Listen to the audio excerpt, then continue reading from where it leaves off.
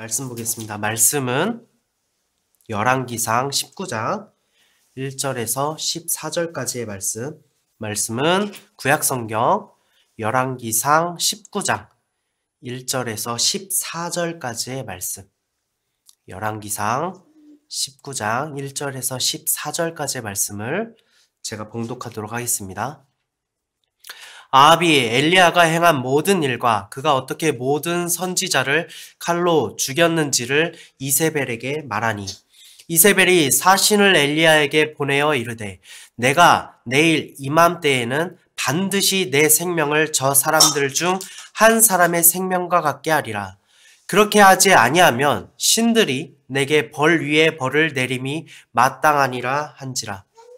그가 이 형편을 보고 일어나 자기의 생명을 위하여 도망하여 유다에 속한 브엘세바에 이르러 자기의 사안을 그곳에 머물게 하고, 자기 자신은 광야로 들어가 하룻길쯤 가서 한 로뎀나무 아래에 앉아서 자기가 죽기를 원하여 이르되, 여호와여, 넉넉하오니 지금 내 생명을 거두시옵소서. 나는 내 조상들보다 낫지 못하니이다 하고 로뎀나무 아래서 누워 자더니 천사가 그를 어루만지며 그에게 이르되, 일어나서 먹으라 하는지라. 본즉 머리맡에 숯불에 구운 떡과 한 병 물이 있더라. 이에 먹고 마시고 다시 누웠더니 여호와의 천사가 또 다시 와서 어루만지며 이르되, 일어나 먹으라. 내가 갈 길을 다 가지 못할까 하노라 하는지라. 이에 일어나 먹고 마시고 그 음식물의 힘을 의지하여 40주 40야를 가서 하나님의 산 호렙에 이르니라. 엘리야가 그곳 굴에 들어가 거기서 머물더니 여호와의 말씀이 그에게 임하여 이르시되, 엘리야야, 내가 어찌하여 여기 있느냐? 그가 대답하되, 내가 만군의 하나님 여호와께 열심히 유별하오니 이는 이스라엘 자손이 주의 언약을 버리고 주의 제단을 헐며 칼로 주의 선지자들을 죽였음이오며 오직 나만 남았거늘 그들이 내 생명을 찾아 빼앗으려 하나이다. 여호와께서 이르시되, 너는 나가서 여호와 앞에서 산에 서라 하시더니 여호와께서 지나가시는데 여호와 앞에 크고 강한 바람이 산을 가르고 바위를 부수나 바람 가운데 여호와께서 계시지 아니하며, 바람 후에 지진이 있으나 지진 가운데에서도 여호와께서 계시지 아니하며, 또 지진 후에 불이 있으나 불 가운데에도 여호와께서 계시지 아니하더니 불 후에 세미한 소리가 있는지라. 엘리야가 듣고 겉옷으로 얼굴을 가리고 나가 굴 어귀에 섬에 소리가 그에게 임하여 이르시되, 엘리야야, 내가 어찌하여 여기 있느냐? 그가 대답하되, 내가 만군의 하나님 여호와께 열심히 유별하오니 이는 이스라엘 자손이 주의 언약을 버리고 주의 제단을 헐며 칼로 주의 선지자들을 죽였음이오며 오직 나만 남았거늘 그들이 내 생명을 찾아 빼앗으려 하나이다. 아멘. 자, 오늘의 말씀은 내가 어찌하여 여기 있느냐?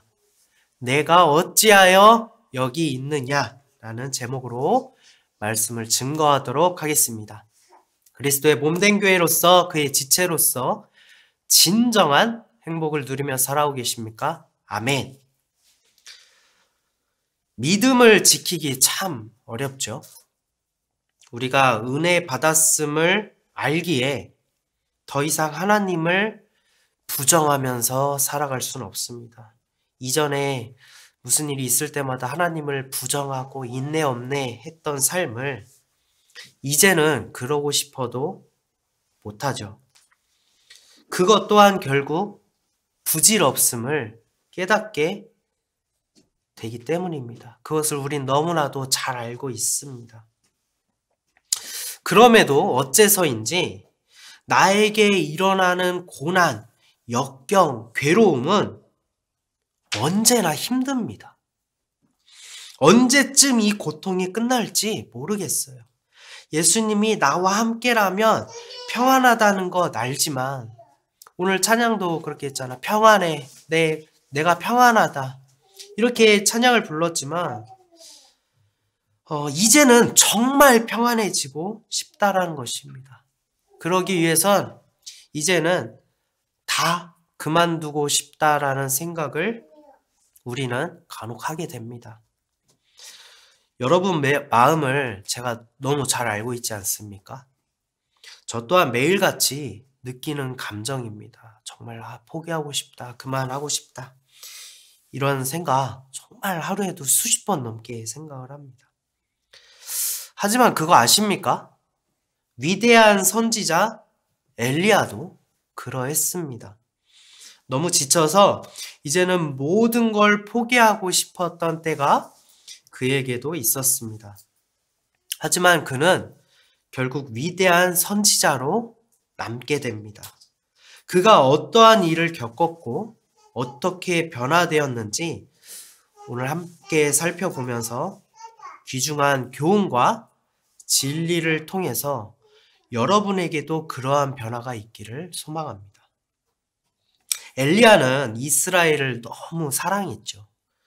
여러분이 교회를 사랑하듯이 그 사랑은 엘리야가 이스라엘 사랑하는 그 마음은 의심할 여지가 없습니다. 그리고 그 사랑은 자신감으로 발현하게 되었습니다. 아합은 이스라엘 오므리 왕의 아들이며 사마리아에서 22년 동안 이스라엘을 다스렸습니다. 그리고 하나님을 노하시게 만드는 악한 왕이기도 했습니다. 그는 죄를 범하는 일에 담대했고 이세벨을 아내로 삼고 바알을 섬겨 예배했습니다. 그리고 아세라 우상을 만들어서 그것에게 절을 하기도 했습니다. 하나님의 말씀이 엘리야에게 임하여서 그는 이스라엘을 징계하는 가뭄을 아합에게 선포합니다. 그리고 하나님께서는 엘리야를 시냇가에 숨기십니다. 엘리야가 위험하거나 그럴까봐 하나님께서 이제 숨기신 거라고 우리는 생각해 볼 수 있죠.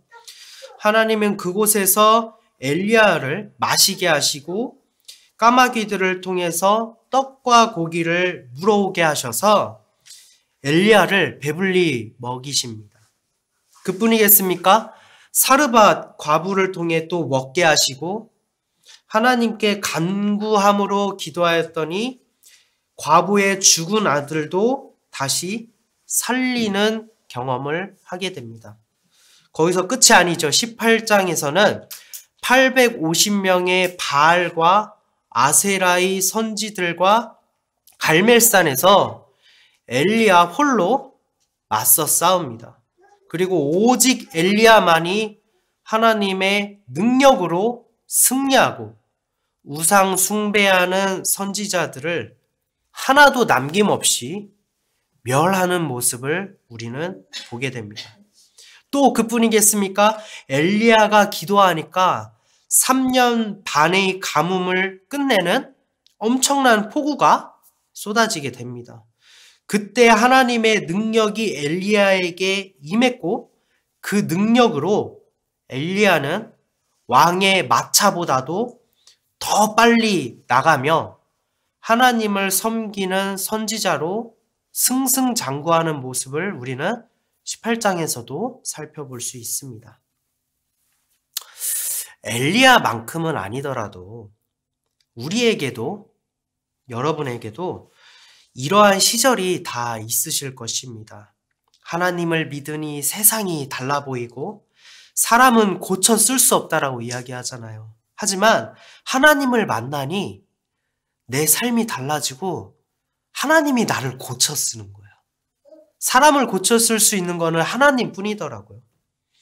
하나님이 나를 도우시니 불안정한 내 삶이 온전하여지고 하나님의 이름을 선포하니까 나 자신도 깜짝 놀랄 만한 놀라운 기적을 경험하기도 합니다.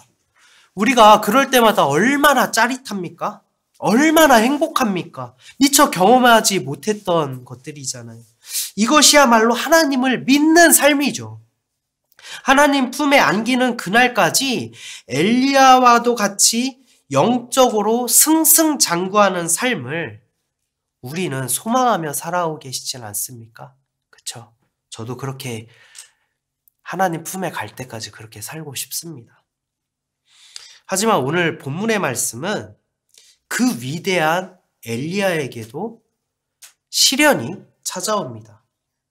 시련은 늘 있었고 그것을 돌파한 엘리야지만 오늘 본문의 말씀은 조금은 엘리야답지 못한 장면이 그려지고 있습니다. 오늘 본문의 말씀 열왕기상 19장 1절에서 3절의 말씀입니다. 아합이 엘리야가 행한 모든 일과 그가 어떻게 모든 선지자를 칼로 죽였는지를 이세벨에게 말하니 이세벨이 사신을 엘리야에게 보내어 이르되 내가 내일 이맘때에는 반드시 내 생명을 저 사람들 중 한 사람의 생명과 같게 하리라. 그렇게 하지 아니하면 신들이 내게 벌 위에 벌을 내림이 마땅하니라 한지라. 그가 이 형편을 보고 일어나 자기의 생명을 위해 도망하여 유다에 속한 브엘세바에 이르러 자기의 사안을 그곳에 머물게 하고. 아멘. 엘리야에게 일어난 이 일에 대하여 우리는 조금 주목할 필요가 있습니다.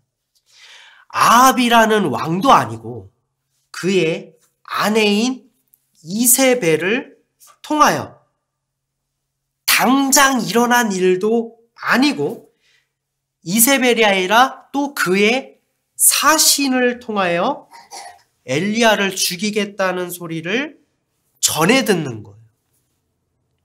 엘리야는 그런데 어떻게 합니까? 하나님께 기도합니까? 하나님이 나를 보호하심을 믿습니까? 아니죠. 도망갑니다. 엘리야가 도망갔던 거리가 브엘세바잖아요. 근데 그 거리가 100km가 좀 넘습니다. 그 100km가 넘는 그곳 브엘세바까지 두려워서 도망치는 장면인 것입니다. 그동안 엘리야가 겪은 일에 비하면 너무 초라한 시련 아닙니까? 그 당사자도 아니고 이세벨을 통하여서 사신에게 전해 듣고 지금 당장도 아니고 어느 정도 그 유예 기간이 있는데도 불구하고 이러고 있는 모습이잖아요. 이스라엘 왕인 아합에게 자신감 있게 가뭄을 선포하던 엘리야는 어디 갔습니까? 하나님께 간구함으로 죽은 생명도 살린 엘리야는 어디 갔습니까? 거짓 선지자 850명에게 둘러싸여서 그 둘러싸여도 두려워하지 않고 홀로 하나님의 능력으로 저들을 처단한 강한 엘리야는 도대체 어디 갔습니까? 하나님께 기도하였더니 비구름을 보내주시고 폭풍을 뚫고 능력을 받아서 마차보다도 더 빨리, 축지법이죠 완전. 마차보다도 더 빨리 달리던 재빠른 엘리야는 도대체 어디 갔습니까? 4절의 말씀입니다. 자기 자신은 광야로 들어가 하루길쯤 가서 한 로뎀나무 아래에서 앉아 자기가 죽기를 원하여 이르되 여호와여 넉넉하오니 지금 내 생명을 거두시옵소서. 나는 내 조상들보다 낫지 못하니이다 하고 그는 몸과 마음이 지쳤습니다. 그리고 하나님께 기도드립니다. 자신의 생명을 걷어달라고요. 하나님의 말씀이 있었지만 나는 선포할 수 없고 하나님께서 능력을 주셨지만 나에게는 능력이 없다고. 하나님의 보호하심을 그동안 받아왔지만 지금 나에게 다가오는 저 두려움을 나는 이길 수 없다고. 나는 아무런 힘이 없다고. 그래서 나는 조상들보다 낫지 못하다고. 이제는 다 내려놓고 아무런 두려움 없이 쉬고 싶다고 나를 거두어 달라고 기도드리는 모습인 것입니다. 이런 엘리야의 기도를 누군들 비난할 수 있겠습니까? 하나님은 능력이 있으시잖아요. 근데 그 능력이 나의 것입니까? 하나님의 것이잖아요. 그런데 엘리야도 사람이니까 지치기도 하고 겁먹기도 하는 것이겠죠. 고난은 언제나 고난이고 두려움은 언제나 두려움이니까요. 고난이 다가오는 것을 좋아하는 사람이 어디 있겠습니까? 언제나 자신감이 넘치는 사람이 또 어디 있겠습니까? 이런 엘리야의 어찌 보면은 낭망하는 모습, 좌절하는 모습을 한편으로는 이해할 수도 있는 것 같습니다. 하지만 하나님께서는 이런 엘리야를 책망하지 않으십니다. 그리고 깨워서 먹이십니다. 5절에서 8절의 말씀입니다. 로뎀나무 아래에 누워 자더니 천사가 그를 어루만지며 그에게 이르되 일어나서 먹으라 하는지라. 본즉 머리맡에 숯불에 구운 떡과 한 병 물이 있더라.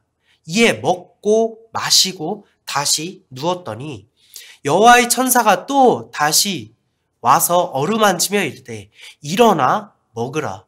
내가 갈 길을 다 가지 못할까 하노라 하는지라. 이에 일어나 먹고 마시고 그 음식물의 힘을 의지하여 40주 40야를 가서 하나님의 산 호렙에 이르니라. 아멘. 떡과 물을 먹고 다시 누우려는 엘리야를 천사는 다시 일으키면서 떡과 물을 다시 먹으라고 합니다. 여기서 말하는 떡과 물은 생명의 떡이며 생수가 되시는 예수 그리스도를 예표하고 있는 것입니다. 엘리야는 몸과 마음이 지쳤습니다. 100kg가 넘는 브엘세바까지 두려움에 사로잡혀서 도망쳐 왔었습니다. 마음이 무너져 죽기를 구했던 엘리야입니다. 그런데 그의 모습은 어떻게 달라졌습니까? 40주 40야를 오직 그 로뎀나무 아래에서 먹었던 떡과 물의 힘에 의지하여서 쉬지도 않고 하나님의 산 호렙을 향하여 가는 것입니다.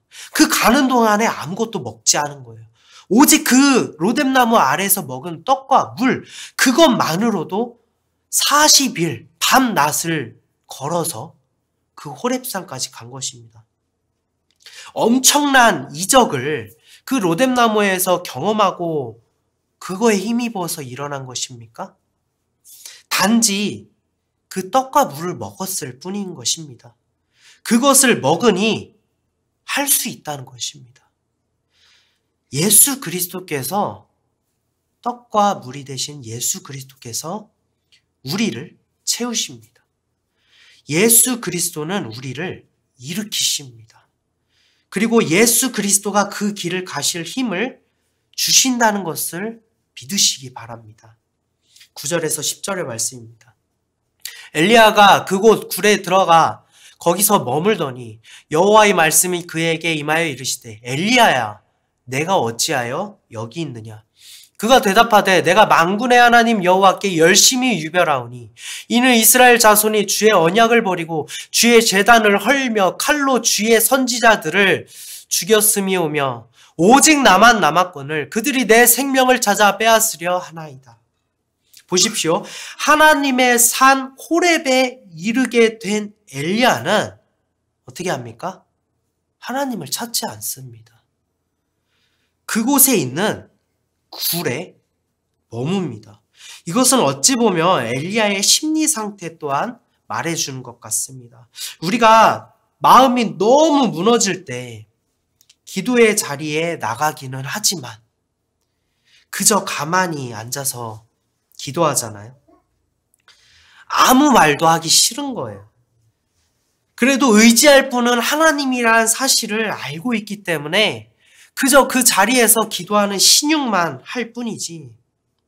이런 내 상황을 다 아시면서도 침묵하시는 하나님이 그저 섭섭하기도 하고 원망하기도 하고 그런 마음이지만 내가 지금 기도해서 그것을 입술로 고백하면 내 믿음 없음이 드러나게 되잖아요. 근데 그것이 싫으니까 그저 가만히 있었던, 가만히 앉아서 아무 말도 안 하고 있는 모습 다들 경험을 하셨을 것입니다.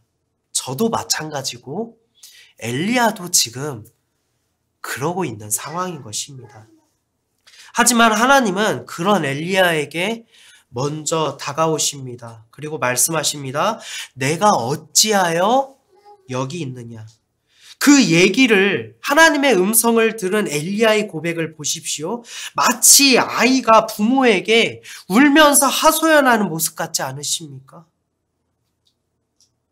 뭐 이렇게 했는데 다 나를 죽이려고 해요. 나만 살았어요. 하지만 엘리야의 그런 고백 뒤에, 그 말 뒤에는 하나님, 나 너무 두려워요. 나 너무 힘들어요. 내가 올 곳은 근데 여기밖에 없어요. 그래서 여기 왔어요. 그런데 나 조금은 섭섭하고 서운해요.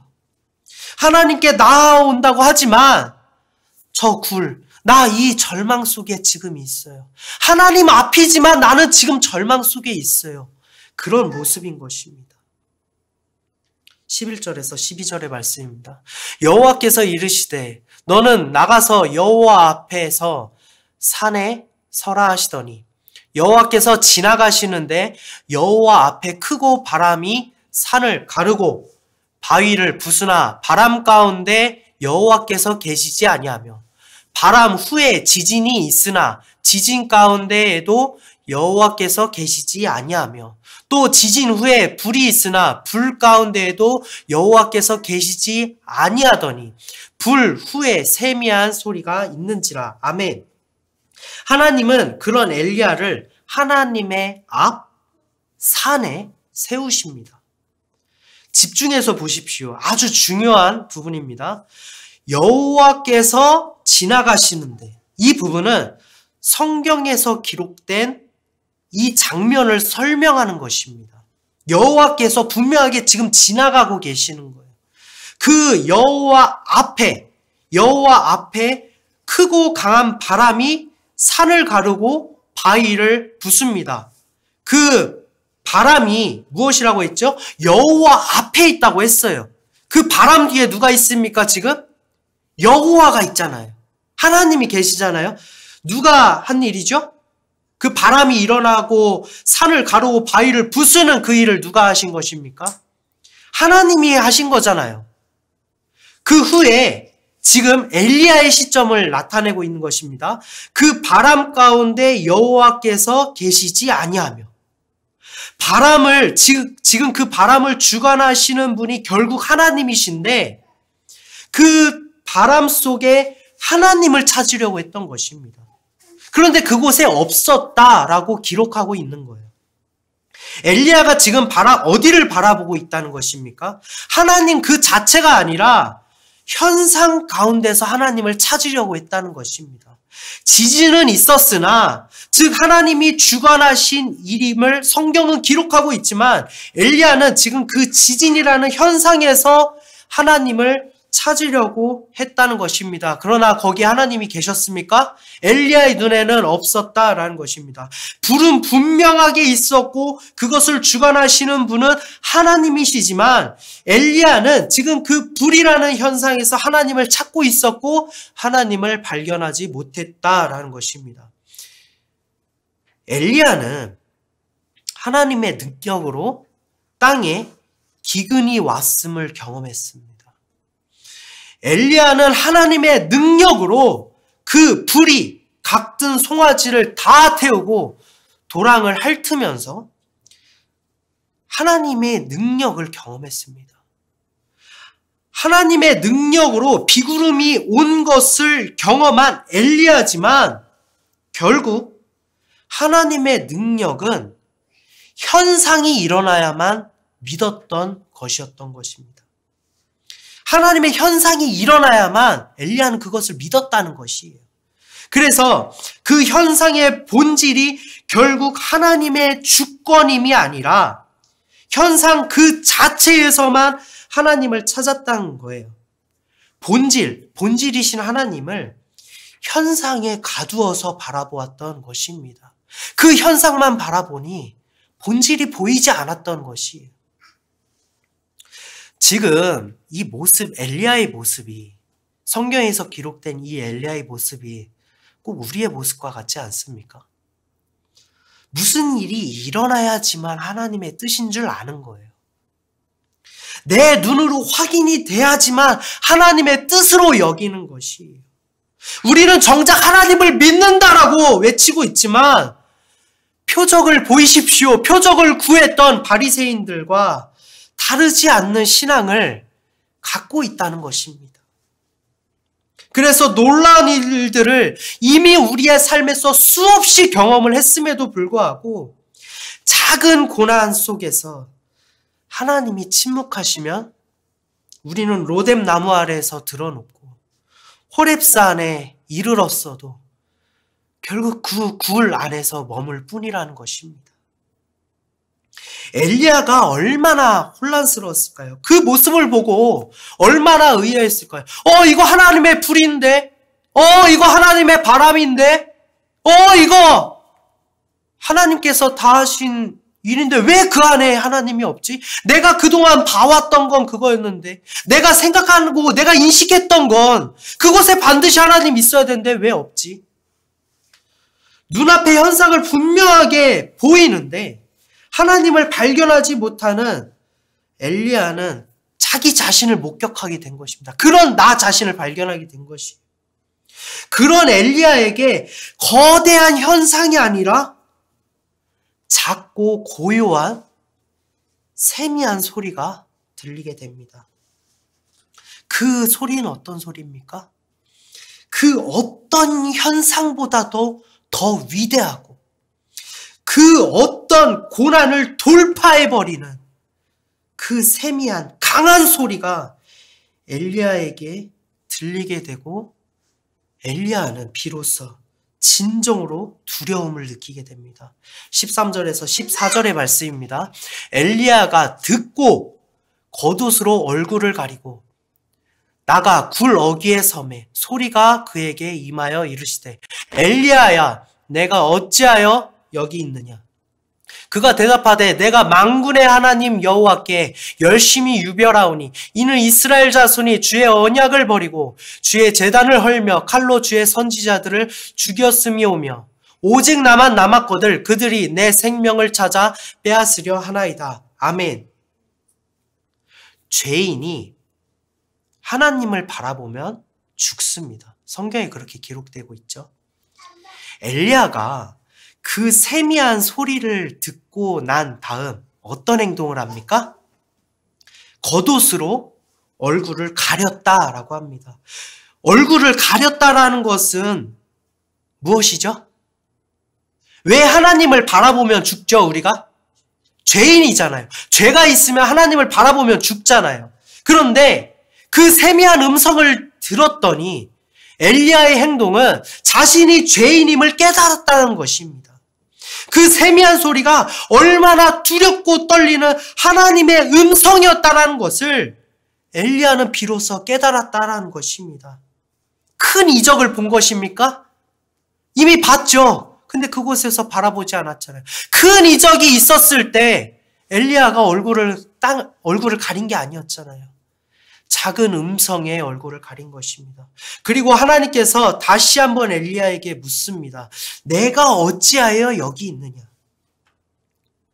그 어떤 모든 것보다도 더 위대하시고 두렵고 떨리는 진정한 하나님을 만난 엘리야는 비로소 하나님이 보내신 선지자로서 고백을 드리게 되는 것입니다. 아까는 하나님 서운하고 똑같은 말을 했지만 그 이면 속에는 하나님 나 서운해요. 하나님 나 이렇게 했었는데 왜 그러한 이적을 보이지 않으십니까? 라는 것이 그 이면에 깔려 있었지만 진정한 하나님의 두려움을 깨달았던 엘리야가 비로소 하나님이 보내신 선지자로서 하나님 앞에 당당하게 서서 아뢰는 장면인 것입니다. 똑같은 말이지만 다른 고백을 드리고 있습니다. 비로소 하나님 앞에 서게 된 것입니다. 여러분, 작고 고요한 하나님의 음성에는 힘이 없다라고 생각하십니까? 눈앞에 놀라운 기적이 일어나야만 하나님께서 내 삶에 개입한다라고 여기십니까? 하나님께서는 그 작고 고요한 음성으로 천지를 지으셨습니다. 그리고 만물의 주인이 되십니다. 그 하나님께서 지금 여러분에게도 동일하게 속삭이고 계시는 것입니다. 너 많이 힘드니? 이제 지쳐서 모든 걸 포기하고 싶다라고 하니? 너 삐져서 지금 기도 자리 나와도 나에게 말도 안 하고 그렇게 입 꼭 다물고 나 데려가세요, 나 데려가세요라고 하고 있니? 내가 너에게 속삭였던, 내가 너에게 지금 속삭이고 있는 그 말이 결코 작은 게 아니야. 내가 세상을 만든 내가 너를 살리기 위해서 내 목숨을 기꺼이 버렸어. 그런 내가 너의 고통을 모른 척 하겠니? 너의 작은 신음 하나를, 너를 위해서 목숨을 버린 내가 그 작은 신음 하나를 내가 모른 척 하겠니? 오직 나만 바라봐라. 오직 내 작은 음성을 믿어라. 나는 죽음을 불사하고 너를 반드시 지킬 너의 목자다 라고 말씀하고 계십니다. 요한복음 10장 27절에서 29절의 말씀입니다. 내 양은 내 음성을 들으며 나는 그들을 알며 그들은 나를 따르니라. 내가 그들에게 영생을 주노니 영원히 멸망하지 아니할 것이요 또 그들을 내 손에서 빼앗을 자가 없느니라.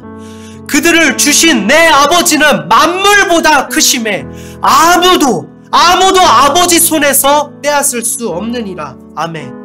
오직 떡과 물이 되시는 예수 그리스도를 힘입어서 하나님께로 전진하시는 성도 여러분이 되시기를 바랍니다. 더 이상 주저 말고, 하나님 앞에서 주저 말고, 하나님 앞에서 숨지 말고, 그 어떤 두려움과 고난이 찾아오더라도 하나님을 의지하심으로 진정한 성도로서의 고백을 드리시는 여러분이 되시기를 소망합니다. 진정한 성도의 고백은 무엇입니까? 주님, 나는 죄인입니다. 나는 죄인이라 하나님을 감히 바라볼 수 없습니다. 그러나 하나님, 제가 지금 주님 앞에 서 있습니다. 하나님의 그 크고 위대하시고 강하신 음성을 지금 내가 들었습니다. 주님, 내가 주님을 믿습니다. 나를 구원하여 주시옵소서. 저 원수의 손에서 나를 지켜주시옵소서. 이 고난의 순간에서도, 이 두려움에서도 나를 건져내실 하나님을 믿습니다 라고 선포하시는 성도 여러분이 되시기를 소망합니다. 잠시 기도하는 시간 갖도록 하겠습니다.